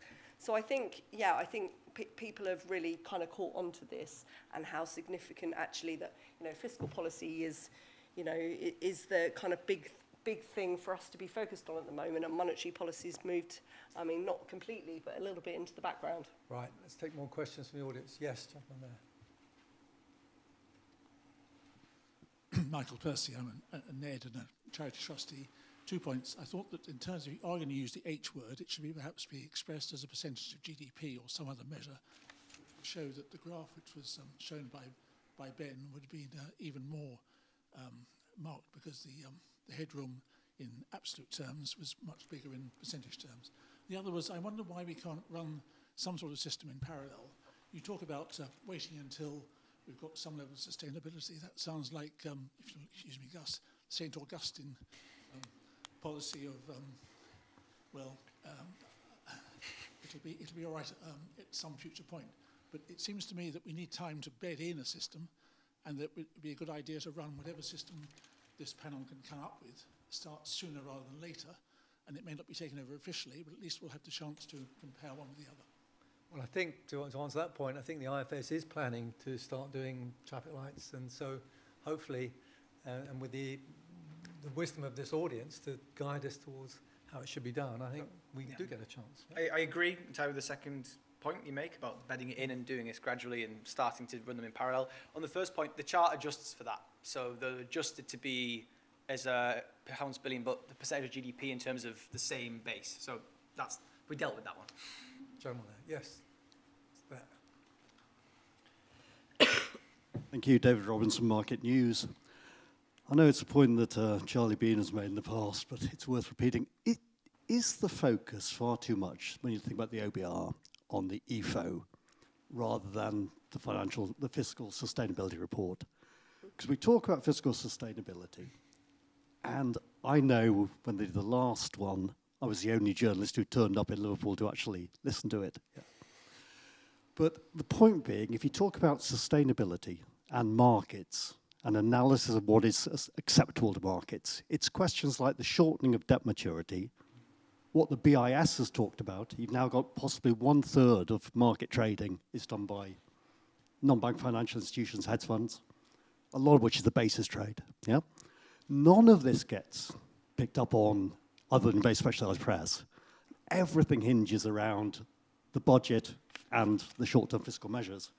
What you're doing today, the question is, does the IFS actually contribute to that system, put a traffic light system, do all your press events around it, make a huge thing of every budget, every spring statement? Isn't the risk all you're really doing is talking about something that isn't about the long-term fiscal sustainability of the UK? So there's a number of questions about markets there. Rupert, Victoria, do you want to come in there? Chris? You go. Just very quickly from me, I mean, I think that, so I totally sympathise with you on the fiscal sustainability. That report, I mean, gets a relatively small amount of focus and is, I mean, massively important in terms of sort of shaping, you know, my understanding of what the risks are. A lot of people are doing their own analysis of that, of course, in, you know, in markets, and they're doing it in different ways, you know, constantly over time. Yeah, I mean, I think that I don't know what the answer is to how we get more focus onto that, but certainly bringing more focus onto that rather than the kind of short-term policy is important. But you know, what the market's continuing to ask is, are the plans credible? You know, are they deliverable? And that's where, you know, that's where the budget gives us a lot of information. I mean, I totally agree, but I mean, I do think it's not a bad start that the day the FSR gets published, you actually get a whole day of coverage. It does get covered, you know, the BBC and the papers will say, they're obviously a bit simplified. Most it's like UK on the, you know, on the road to hell type headlines. But at least that's a day of coverage about fiscal sustainability, which didn't happen before. So like one day is better than none. You know, the fundamental problem is that it's not driving short-term decisions, which is the stuff of, you know, are you going to pay more tax? And you know, so ultimately the budget will always get more focus. Where I do totally agree is that institutions like the IFS can really help by sort of not playing the game, in a sense. So like, you know, the day after the budget, maybe you could start the presentation with saying, well, let's focus on the long term and what's changed. That might be a really nice kind of counterweight, you know, to crises. I'm not sure that, you know, putting a chart on the front page is going to stop people using the word headroom. But again, it kind of helps. You know, all these things maybe help. No, I think it does help. I think the OBR, again, on budget day, doesn't only have to talk about 5 years. There's nothing said that it has a complete leeway in how it wants to describe the fiscal outlook. Its first paragraph could be pretty much like my first paragraph. Not sustainable now. Plans make it more sustainable. Not sustainable in the long term. It can bring that into the... and it can do that. And I think one of the... I mean, this has been a bugbear of mine for a long time, and Charlie will know this. One of the problems of having a very, very long EFO is that actually it's not in that way as transparent as a shorter thing where you put front and centre the things that really matter. And I do think it's the OBR's responsibility to decide what matters, not just chuck everything in. Thank you. I think I should take a question from all those people who are online, but the one that's got the most votes is from Hamza, which says, has the UK's rule-based fiscal framework become a form of self-imposed over-regulation that constrains democratic economic choice, and would a more principles-based, less prescriptive system improve growth without sacrificing credibility? Ben? Sure, yeah. So one hope I have with this, trying to move slightly away from the rigidity of the pass-fail rules focus, is that you might get, on the margin, slightly better designed policy in the sense that you won't have policy timed or contorted based on what the rule says it should be, or you won't sell off assets that for less than they're worth because you need to get debt down. And you know, that's not going to be the transformative thing that shakes the UK out of its productivity slump, but I think this stuff does help a bit. So I clearly do not want to overclaim, but I think you could imagine where this does help a little bit on the margin if it shifts attention to more of the things that matter and stops the incentive to fiddle around with things that don't. I think that if you're worried about the democratic element of this, I think we've talked about some of that already. I think that anything that takes some of the pressure off the central point of the OBR's forecast might help a bit with that. I think making clear that it's the government and the Treasury that decide the principles and the objectives, and it's the OBR that monitor. Anything that reinforces that, I think, is good. I share some of Rupert's concerns earlier about the indirect effects of growth-focused policies and dragging the OBR into an uncomfortable position where it's the arbiter of what happens and what doesn't. Again, hard to put that particular toothpaste back in the tube. So I think this would help a little bit with, was it Hamza, his concerns, but there's a lot of other things that matter as well. Great, thank you. Right, more questions from the audience. Yes. Can I answer that one as well, just briefly, because I absolutely think it does not limit democratic accountability. I mean, when people say that the system limits democratic accountability, what they actually almost always mean is they want to borrow more. Like that, and that is totally, a government is able to do that. It can set different fiscal rules and see how it goes. Right? So the problem is, if the government has stated that it doesn't think it should borrow more, then the democratic accountability is, well, how are you going to pay for the stuff you want to do? So I think this is code for, I just don't like constraints, but unfortunately that's not the world we're in. With you there. Yes. João Sousa, I'm from Fraser Bible Institute, but as Charlie said, I used to be at the OBR. I used to produce the chart or the table that Ben's mentioned. We used to nickname the dashboard of doom because it was all red most of the time. But I think one of the things about the traffic light system that I like is the idea of kind of you know, it is more complex, but I think that is a good thing in this regard, because fiscal sustainability, unless you're in a crisis, is a complex and multifaceted problem. And so I think sometimes I wonder if we kind of kid ourselves that we can summarize everything into one neat number, when actually there's lots more issues that we want to think about. And the other thing that I think would be nice, and I wonder what you might think about that in particular, is the fact that the dashboard, as you colored it, Ben, has colors for the current starting position, which I think is something that we've kind of lost sight of. So we're always talking about how we're complying with the fiscal rules 5 years down the line or 3 years down the line. But actually, our big problem, or one of our big problems at the moment, is that we're starting from a point where we're borrowing nearly 5% of GDP. And that is obviously not sustainable in the long term. We need to bring it down to a level that's lower.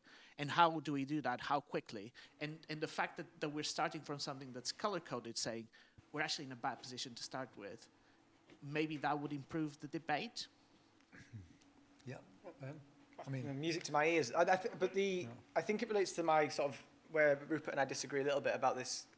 Could this conceivably still, you know, be a meaningful constraint on government? And I wonder whether putting more focus on the in-year and the short term could discourage some of that. Oh, we'll borrow more this year and next year, but we'll pretend that we're going to raise fuel duty and squeeze all the unprotected departments so that we meet it in year 3, which is basically what happened in November. So I think that you could imagine worlds where it goes both ways.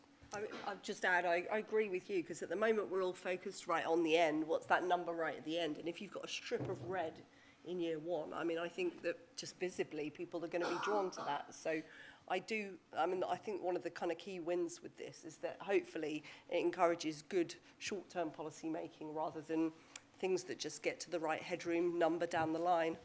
I mean, it would be great, and it is a great addition, but in the end, there's also the sort of internal dynamics as well as the external dynamics of this, which is that you need a single binding constraint. Right? There are going to be some very difficult conversations happening maybe right now across the road in Downing Street about how we're going to get 3% of GDP on defence. And it's always the Prime Minister who wants to spend more on defence because he's got or she has got to go to the summit and explain why, Mr. President, we haven't got 3% yet. And the Chancellor needs to say, well, no, we can only do this much, because otherwise we're going to have to raise tax because it's this number that's binding us. And you do need to have it will collapse into a single binding constraint that is going to drive decision making. So you might as well make it a sensible constraint and try and focus on how it's designed and give yourself more headroom against it.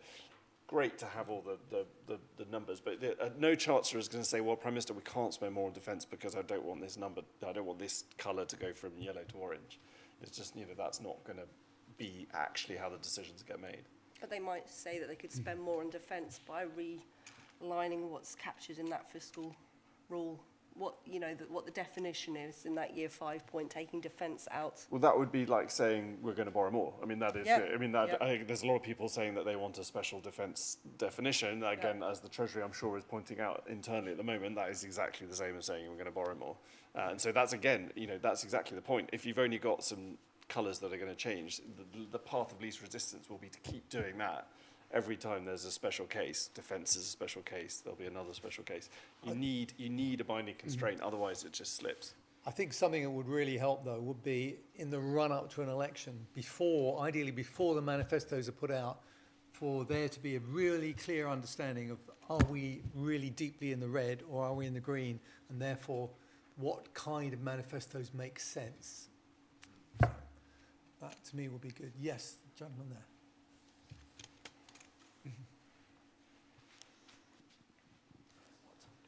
Harrison Moore, Market News. So actually just picking up on the point that was just raised about the binding constraints. I quite enjoyed the section in the report diving into all of the different functions that the fiscal rules have, especially the one to control government spending internally. How would you ensure that these colour-coded, these various different colour-coded traffic lights would constrain government spending, and that you wouldn't just creep further and further into the red on all of them? Sure, maybe I can start and then others can come in. So I think that, as I said, the Treasury controlled spending before it had fiscal rules. I think actually the institution of having spending reviews at a regular cadence every 2 years that cover overlapping multi-year periods with a firm envelope set out in advance that then is concluded outside of fiscal events, so there's not a temptation to increase that envelope because it would change all the fiscal forecasts, I think works. And I think it worked last year in very tough circumstances, and I think it could keep working. And I think that if you were particularly worried about this, you could put in the rate of growth in Dell or some other measure of spending or welfare spending, if that's what you're interested in, as a thing. If it grows faster than the economy, it starts flashing dark orange or red or whatever. Like, you can allow for that to try and say, well, we can't give that top up to the police and special educational needs and everything else and defence because we start, we flip over where we don't want to be. I think that the Treasury's got other means of trying to control spending. But the point that the fiscal rules are a means of buying in collective responsibility and making clear the collective budget constraint that everyone's signed up to, MPs, because they're in the manifesto, cabinet ministers, I think is a really valuable one. I'm very open to the critique. I'm pretty sure what might be said by the person two spaces to my right. But there might be other ways of trying to secure that. Okay. Yes, sir. In the front here. Maddock Badcap. I just wonder whether we're having a sort of marginally manacled manifestation of manifesto commitments here. Ultimately, if the Labour Party hadn't felt constrained to say it wouldn't go put up a variety of taxes, all of the major taxes available to government, we wouldn't even be having this conversation. They could just turn around and say, we'll put up taxes, end of story. Forget headroom, we've got the flexibility to do it. And we know that the Treasury generally doesn't change anything. We've been waiting for a change in the Barnett formula to be a needs-based formula since Joel Barnett said he was very dissatisfied with his name being attached to it.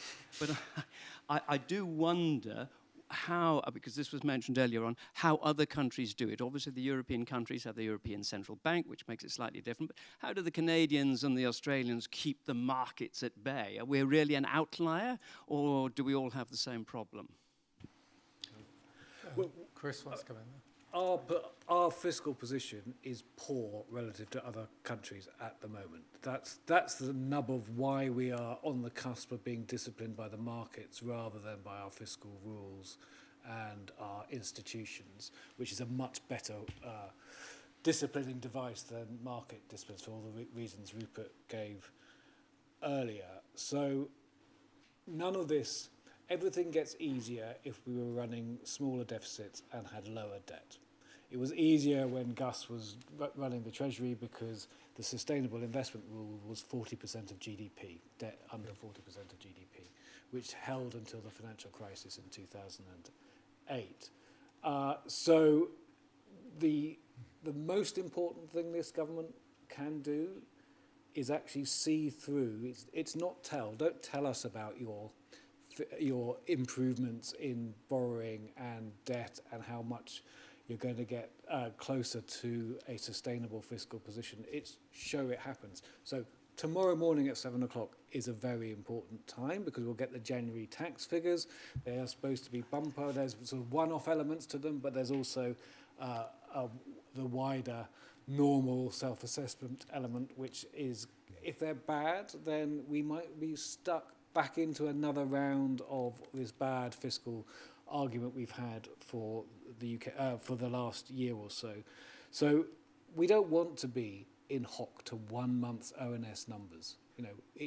We should be completely in a position where it doesn't matter what happens at 7 o'clock tomorrow morning. And so the first thing and the most important thing is for this government or whoever takes over to see through the consolidation that we need because, as I've said, I think 3 times, fiscal policy is not sustainable at the moment. And I think that's one thing pretty much everyone can agree. And so the starting point is a bad one. Rupert, can you respond in the sense of, you remember the Juncker, we all know what to do, we just don't know how to get elected once we've done it. Yeah, so I think that you have to build an argument, and I think that the argument has to, you zero in on this point about, well, what happens in other countries? And it's actually, the UK is quite unusual because we're quite a significant economy that does have real fiscal vulnerability. So if as Chris said, the Eurozone countries are now increasingly, even France, which is running unsustainable fiscal policy, and Belgium, are relatively protected because there's a little bit now of pooling of debt. Markets believe in that pooling of debt, and also markets are worried about what the ECB might do if they try and bet against that country's debt, so they're not going to go all in on that trade. The US is protected, even though it's running unsustainable fiscal policy, because it's the global reserve currency, and for now there's not any real serious market pressure. And then you have countries that you mentioned, Canada, Australia, Sweden. Actually, these countries all have much better public finances and are just much less constrained than we are. Interestingly, the country that is starting to look most like us now is Japan. Because after decades where zero interest rates and deflation meant that they didn't have this debate, they are now starting to face some kind of market constraint. And so we are other than Japan, the UK looks more like an emerging market. And when Chris says other countries don't have this debate, actually, there are other countries like South Africa, Brazil, Indonesia do have this debate, and you have finance ministers that have to meet targets, and there's a lot of focus on like what do they need to do, what measures need to be in place to hit those targets. The reason we're facing these kinds of constraints is because we put ourselves in that situation with high debt and high deficits, no global reserve currency, no currency union, and so that's the reality. The way to escape from it is to build an argument, and there was an argument built in the run-up to 2010 and made by the coalition government after 2010 that this is a major problem, and therefore the public accepted the requirement to do it. I think a chancellor now has the opportunity to make an argument saying the way to re-win our independence from the tyranny of the OBR and the markets is to sort out our public finances. And you're absolutely right that the kind of original sin here for a Labour government was ruling out all those tax rises, because it was like so obviously what a Labour government needed to come in and do was raise income tax, and that would have solved basically everything. And they ruled out the one thing that was needed to be done. So you've got to build an argument. You can get re-elected if you build an argument, take the public with you, and then deliver, because the Conservatives got re-elected in 2015 after doing all of those things. So it is possible. Thanks. The gentleman there. Yes. Thank you, Chair. Donald Roy. Long since had any affiliation. One very quick point, which has to do with the current rules on national accounts that have been agreed internationally and have been there, I think, probably for at least 20 years.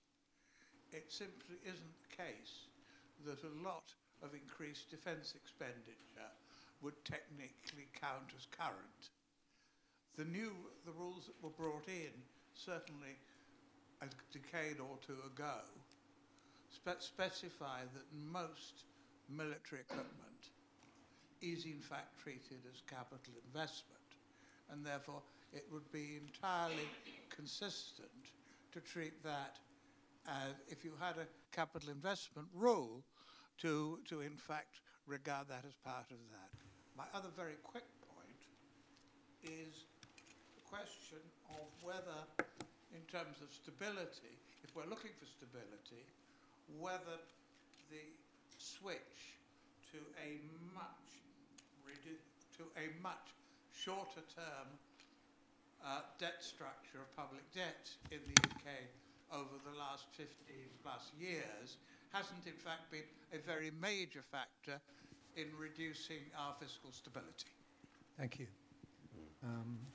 Shall I start? Yeah. Particularly on the first one, the defence one. See, a lot of the recent increase in defence spending has been classified as capital investment. That's basically where all of the increases come from in the last few years.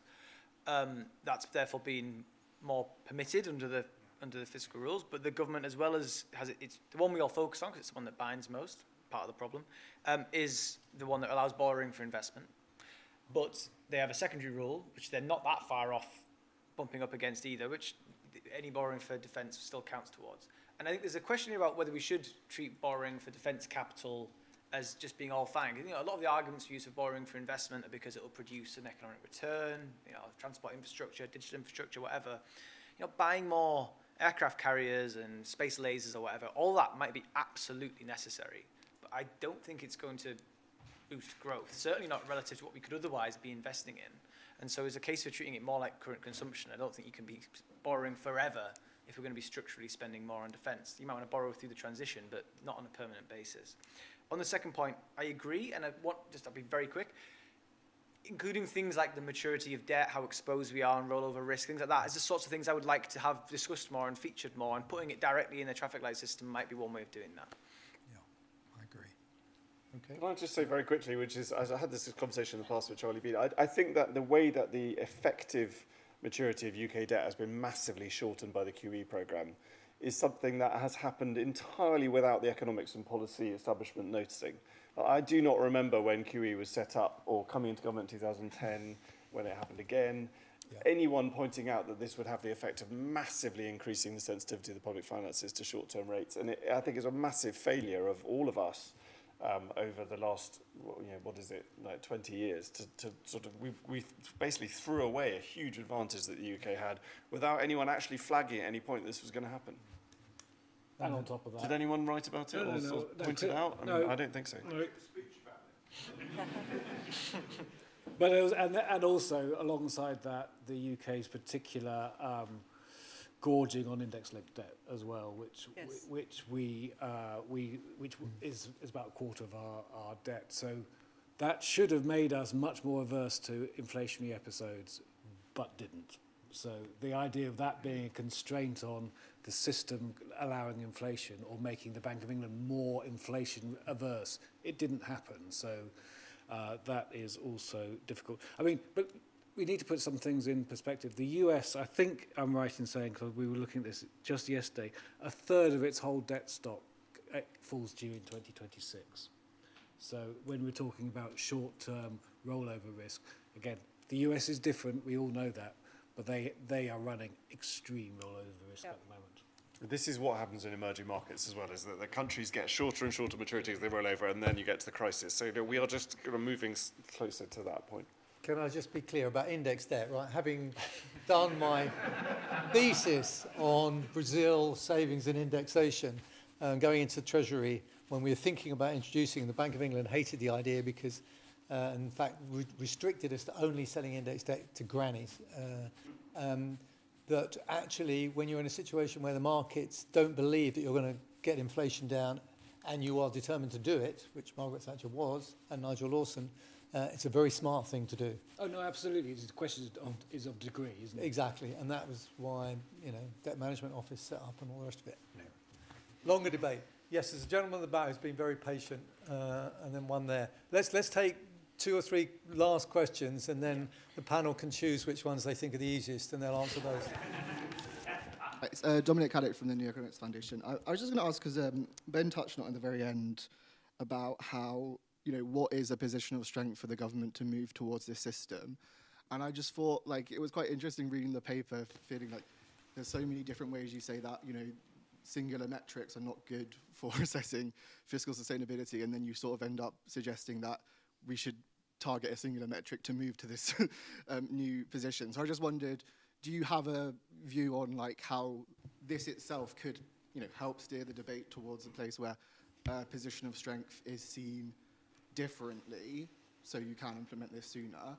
And then also, we've talked about the H word, but I also think there's a B word of the bond markets that also is being treated as a constraint by the panelists quite a lot. But, my understanding is, borrowing more at the moment is not necessarily a constraint for us. It's just interest rates will rise and that's a trade-off. So I just wondered, how does that, fit into this? How can we actually make a decision which potentially might cause a bond market movement but doesn't, cause Armageddon? Okay, thank you for that one. Gentleman there, being patient. Anatol Koletsky of consultancy called GAFCAL. Gus, you mentioned inflation-linked bonds, and for the first time in this whole discussion, the question of inflation just came up in the last few minutes. And I think that's really the elephant of the room. As somebody who now spends much of my professional time talking to people with financial markets, I don't think there is much of a constraint from the bond markets on fiscal policy. The main reason why the spreads against German and US bonds are what they are is actually Britain's inflation is significantly higher. It's 100 basis points higher. The targets are the same, but inflation is higher. Short-term rates are higher. And the problem, at least I'd like to comment on this, may well be with this government, not so much the fiscal policy, but the inflationary policy, the increases in minimum wages and other wages, in electricity prices, that have kept inflation significantly higher than in any other G7 countries, both in the short term and in the medium term. Now, the other factor which you mentioned, which I totally agree with, is excluding any increase in income tax, by which we have to mean the standard rate of income tax, means that by definition, in the long run, as Chris says, your fiscal policy has to be unsustainable. Because if social spending is naturally rising through demographics and so on and so forth, if you exclude the main form of revenues, which has been drastically reduced over the last 15 years, we have a standard rate of tax now of 20%. It used to be 35%.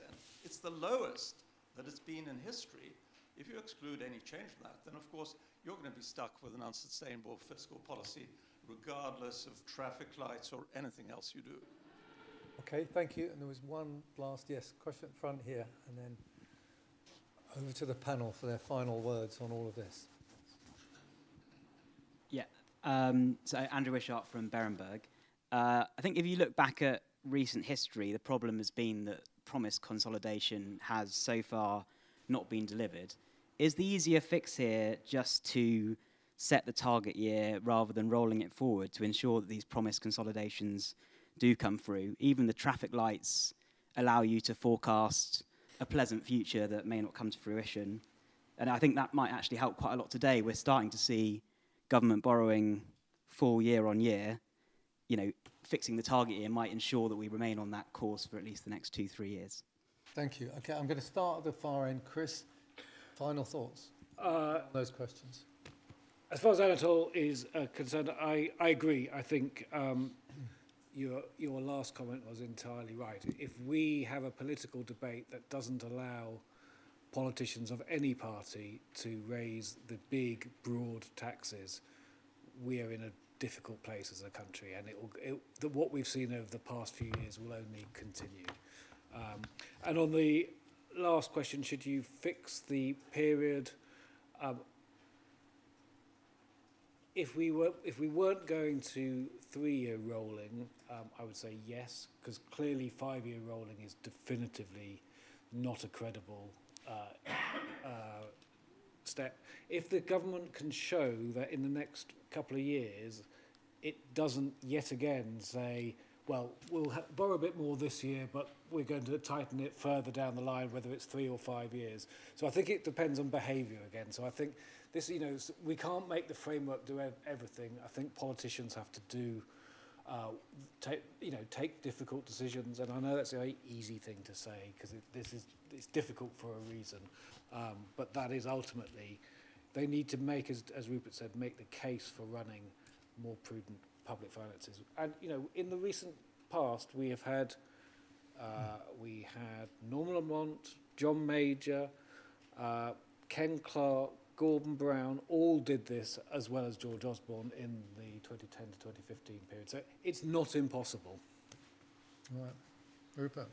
So to Anatole's point, I totally agree that you either need to have the political will to seriously cut large parts of other spending, or you need to put up the big taxes. But absolutely, 100%. Otherwise, we would get that is, as I said, the original sin, I think, of the current situation. On the inflation point, I think it's partly true.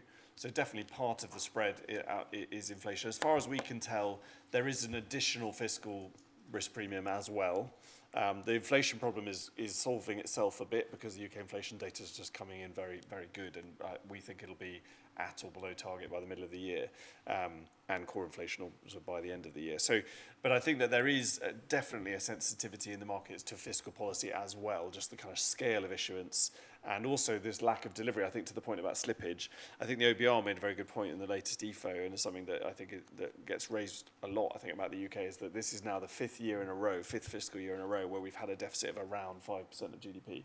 So all of the kind of promises to reduce it are just that, promises. None of it's yet been delivered. So I think, I don't know whether Victoria would agree, but talking to market participants, people are now much less focused on a forecast 4 years out. It's like, can you get it down this year and next year? Because if you can't, So I think that fixed year argument, 3-year rolling is one thing. Some element of fixed might be a good idea.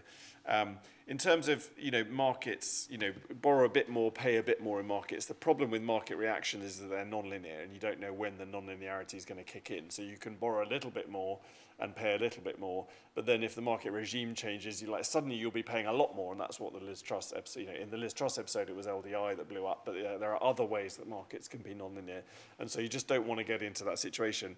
And therefore, coming back to Ben's original question about what would be your test for when you could announce something new, like this, if you were going to do it, I think it's got to be markets-based. I think you've got to be back in a situation where the UK is sort of out of the spotlight, and there's less sensitivity to fiscal announcements, whether that's some combination of other countries being more in the spotlight and us just hunkering down, which can help, or just running big primary surpluses for a while and just kind of getting out of the headlines and just taking the heat. You'll know that when the Chancellor being in tears doesn't lead to a 25 basis point sell-off in the gilt market, that's when you'll know you can do something.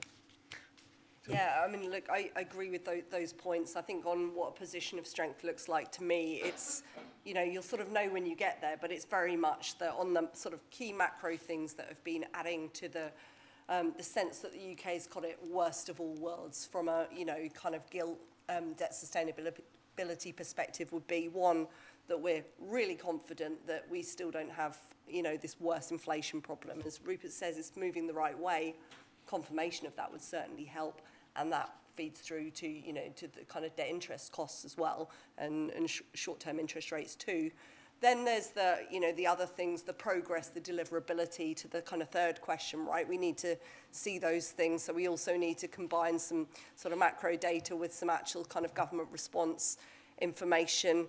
And yeah, I still think that the challenge here on doing it from a position of strength is that actually something Chris mentioned earlier, it's going to be trickier for Labour to do this, but in a way, if it were the existing Chancellor said, look, I've done X, Y, and Z, I'm now in a good position, I can make this move, that's probably the best world from a market's perspective, because you've shown all of these things. I don't see that world yet, but look, the macro things are moving the right way. I think we need the delivery to come on. Okay. So on this fixed versus rolling target, I think conditional on staying in the framework we've got, I think that the balance of aiming for something 2 or 3 years out with a 3 or 4 year set of rolling spending plans, so it's harder just to pencil in completely made up cuts, strikes a pretty reasonable balance. I do see the case for fixing the year, having an escape clause. Very hard to write a good escape clause that isn't just, you know it when you see it. But there is something to be said for that. But I do think the current one actually strikes a reasonable balance between the two. And actually that sort of relates to this. It's a reasonable challenge saying we shouldn't get too focused on specific metrics, but then talked about specific metrics about when we might do the change. That's very, very fair. In fact, yeah, I don't know, a slightly glib point. It's about the same thing. It's like, we'll know when we get there. It's a bit like pornography in that you can't define it, but you know it when you see it. And I think that's how I'd think about it. Right. I didn't think we'd end on a pornographic note, but I mean, my own view about when the strengths and the criterion will be when we can't actually fill a room of people talking about fiscal rules. So it just allows me to say thank you to the IFS and to Ben in particular for actually raising this subject and giving us a brilliant paper on which to work on, and to this excellent panel. They have all given us their various respective views about what they think is the way forward, and I think there is a lot of scope. I think what we've all shown is that there's a huge amount of demand for thinking about this thing very carefully, but actually one of the big things, and Chris mentioned a number of chancellors that I've actually worked with, is governance from the top. And actually we need to get to a situation where chancellors can be prepared to tell us the truth, and in particular the truth in run-up to elections about what the situation is, and that no, we can't solve everything overnight.